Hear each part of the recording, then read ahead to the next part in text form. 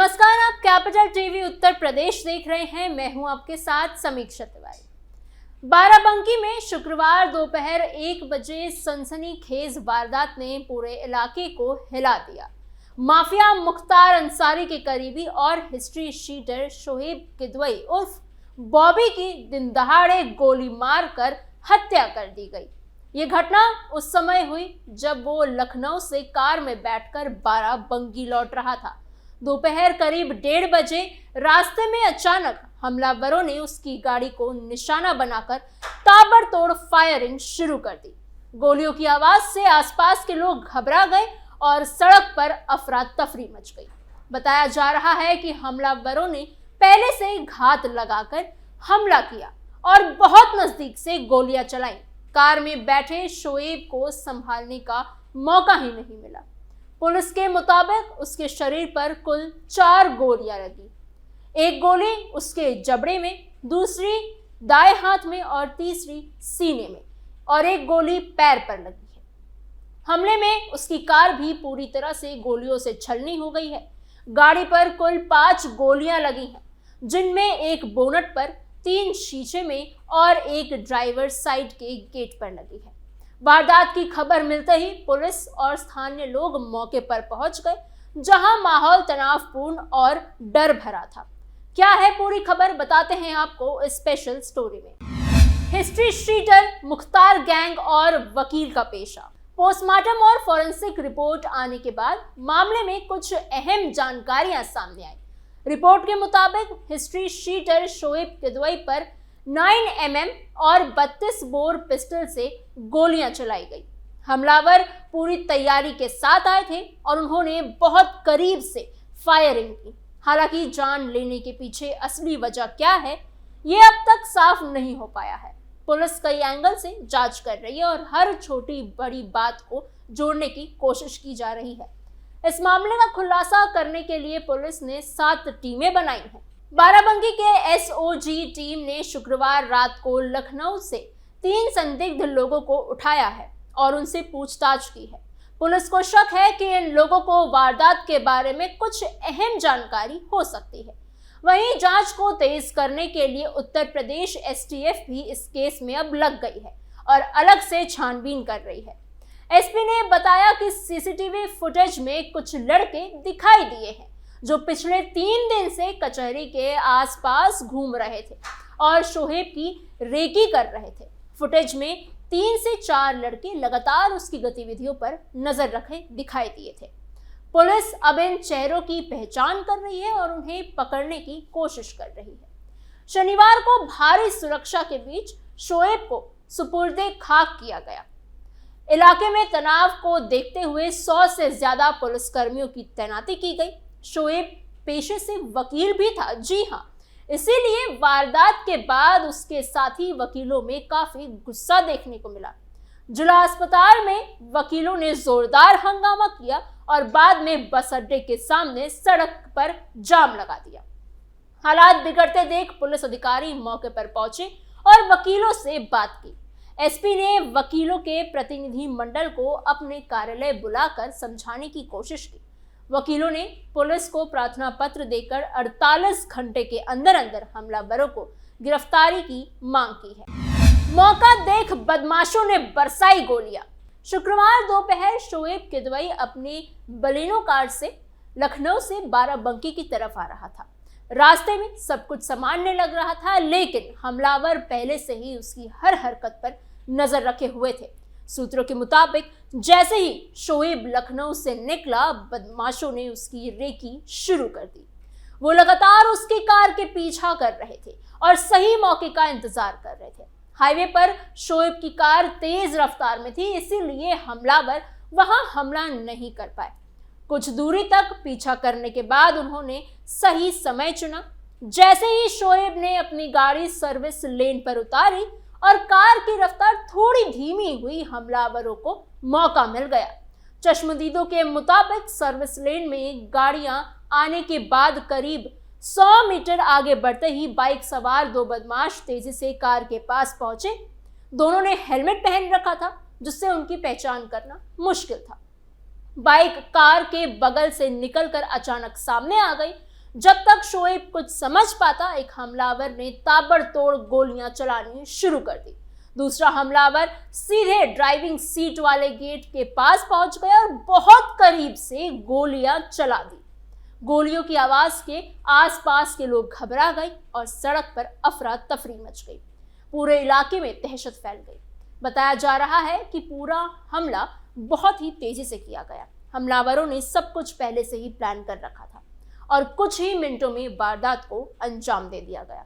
इसके बाद दोनों बाइक सवार तेजी से मौके से निकल गए और फुल स्पीड में भागते हुए नजर आए। पुलिस सूत्रों के मुताबिक शोएब किदवई पर 15 से ज्यादा गोलियां चलाई गई।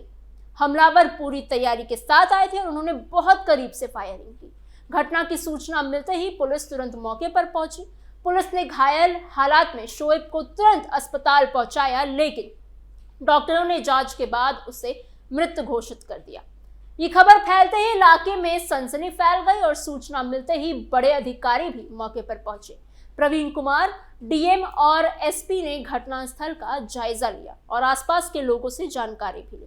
पुलिस हर एंगल से जांच कर रही है। सूत्रों के मुताबिक मुख्तार अंसारी के मौत के बाद से ही गैंग के अंदर वर्चस्व की लड़ाई और आपसी रंजिश की बातें भी सामने आ रही हैं, जिसको लेकर पुलिस अब गहराई से जांच कर रही है। शोएब किदवई का नाम बाराबंकी के चर्चित लोगों में गिना जाता था। उस पर हत्या, रंगदारी और गैंग वॉर से जुड़े करीब 12 मुकदमे दर्ज थे।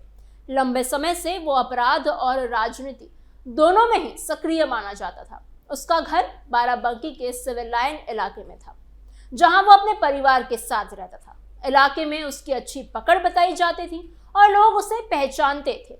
शोएब पिछले करीब 15 साल से कचहरी में वकालत भी कर रहा था।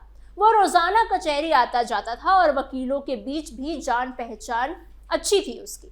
वकालत के साथ साथ उसकी राजनीति में भी दिलचस्पी थी। उसने बाराबंकी के बंकी ब्लॉक से निर्दलीय ब्लॉक प्रमुख का चुनाव भी लड़ा था, लेकिन उसे हार का सामना करना पड़ा था। सूत्रों के मुताबिक मुख्तार अंसारी गैंग के लिए जमीन कब्जाने, ठेकेदारी में दखल देने और विरोधियों पर दबाव बनाने में उसकी अहम भूमिका मानी जाती थी। इलाके में होने वाली कई विवादों और झगड़ों में भी उसका नाम सामने आता रहा। पुलिस रिकॉर्ड में उसका नाम एक सक्रिय हिस्ट्री शीटर के तौर पर दर्ज था और उसकी गतिविधियों पर लगातार नजर रखी जा रही थी। अपराधों में मुख्तार का राइट हैंड शोएब किदवई उर्फ बॉबी को माफिया मुख्तार अंसारी के गैंग IS 191 का अहम सदस्य माना जाता था। पुलिस रिकॉर्ड के मुताबिक वो लंबे समय से मुख्तार के नेटवर्क से जुड़ा हुआ था और कई मामलों में उसका नाम सामने आता रहा। इलाके में लोग उसे मुख्तार के करीबी के रूप में जानते थे और उसकी पकड़ भी मजबूत बताई जाती थी।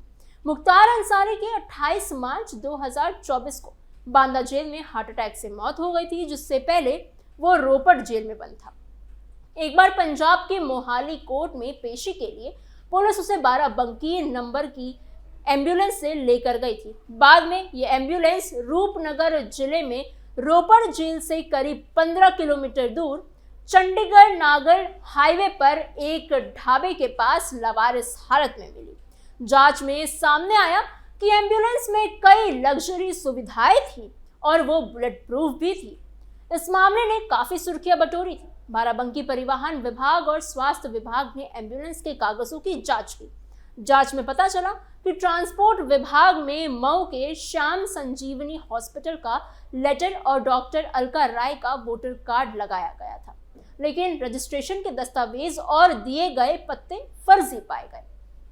इस मामले में बाराबंकी के आरटीओ ने नगर कोतवाली में केस दर्ज कराया। उस समय आरोप लगा था कि शोएब ने मुख्तार अंसारी की मदद के लिए जाली दस्तावेजों का इस्तेमाल कर एम्बुलेंस को बाराबंकी में रजिस्टर कराने में अहम भूमिका निभाई थी। शोएब किदवई का नाम पुराने चर्चित जेल सुपरिटेंडेंट हत्याकांड में भी सामने आया था। ये मामला उस समय पूरे प्रदेश में चर्चा का विषय बन गया था। उस वक्त जेल सुपरिटेंडेंट रामाकांत तिवारी की 4 फरवरी 1999 को गोली मारकर जान ले ली गई थी। बताया जाता है कि उस दिन रामाकांत तिवारी तत्काल लखनऊ डीएम के आवास पर बैठक में गए थे। बैठक खत्म होने के बाद वो शाम करीब 7 बजे अपने घर लौट रहे थे। जैसे ही उनकी गाड़ी राजभवन के पास पहुंची, पहले से ही घात लगाए बदमाशों ने उन पर अचानक हमला कर दिया। हमलावरों ने बहुत करीब से ताबड़तोड़ गोलियां चलाई। गोलियों की आवाज से इलाके में अफरा तफरी मच गई। रमाकांत तिवारी को संभलने का मौका नहीं मिला और मौके पर ही उनकी जान चली गई। इस कांड में कई बड़े नाम सामने आए। बाहुबली नेता मुख्तार अंसारी, सपा के बागी विधायक अभय सिंह, चंदन नेगी, बउआ तिवारी समेत दर्जन भर से ज्यादा लोगों के नामजद किए गए। इस केस ने राजनीति और अपराध की दुनिया में हलचल मचा दी थी और लंबे समय तक इसकी चर्चा होती रही। बाद में इस मामले से जुड़े कुछ आरोपियों की अलग अलग घटनाओं में जान चली गई। जैसे चंदन नेगी की 16 फरवरी 2002 को लखनऊ में मौत हो गई थी। इसके कुछ समय बाद ही बउआ तिवारी 13 मार्च 2002 को पुलिस एनकाउंटर में कुकरैल के पास मारा गया था। इस पूरे मामले में बाकी बचे आरोपियों पर लंबी सुनवाई चली और बाद में अदालत ने उन्हें सबूतों के अभाव से बरी कर दिया। दहशत में पूरा मुख्तार गैंग। शोएब किदवई की जान चले जाने के बाद हालात और ज्यादा संवेदनशील हो गए हैं। इसी बीच माफिया मुख्तार अंसारी के चचेरे भाई गौस मोहिउद्दीन उर्फ तन्नू ने गुरुवार को गाजीपुर के एमपी एमएलए कोर्ट से अपनी जमानत अर्जी वापस ले ली। कोर्ट ने सुनवाई के दौरान जैसे ही उसने ये मांग रखी, वहां मौजूद लोग हैरान रह गए। माना जा रहा है कि शोएब की जान चले जाने के बाद उसे अपनी सुरक्षा को लेकर डर लग रहा था, इसलिए उसने ये फैसला लिया। मोहम्मदाबाद का रहने वाला गौस मोहिउद्दीन एक व्यक्ति की जान लेने के मामले में फरार था और उस पर 25,000 रुपए का इनाम भी घोषित था। वो करीब 2 साल से फरार चल रहा था, लेकिन हाल ही में पुलिस ने उसे गिरफ्तार कर जेल भेज दिया था। तन्नू का नाम 2001 के चर्चित उसरी गैंग वॉर और मनोज राय अपहरण हत्याकांड से भी जुड़ा रहा। बक्सर निवासी शैलेंद्र राय ने अपने बेटे मनोज राय के अपहरण और जान लेने का केस दर्ज कराया था, जिसमें तन्नू को फरार बताया गया। शुक्रवार को जज शक्ति सिंह की कोर्ट में सुनवाई के दौरान उसके खिलाफ आरोप तय कर दिए गए और अगली सुनवाई 26 फरवरी को रखी गई है। शोएब की मौत के बाद गैंग और उससे जुड़े लोगों में डर और बेचैनी साफ नजर आने लगी है, जिससे पूरे इलाके का माहौल और ज्यादा तनावपूर्ण हो गया है। ऐसे में पुलिस आगे क्या कार्रवाई करेगी, ये देखने वाली बात रहेगी। आपको हमारी ये खबर कैसी लगी, हमें कमेंट बॉक्स में जरूर बताइएगा। ऐसे ही और जानकारियों, अपडेट्स और खबरों के लिए बने रहिए कैपिटल टीवी उत्तर प्रदेश के साथ।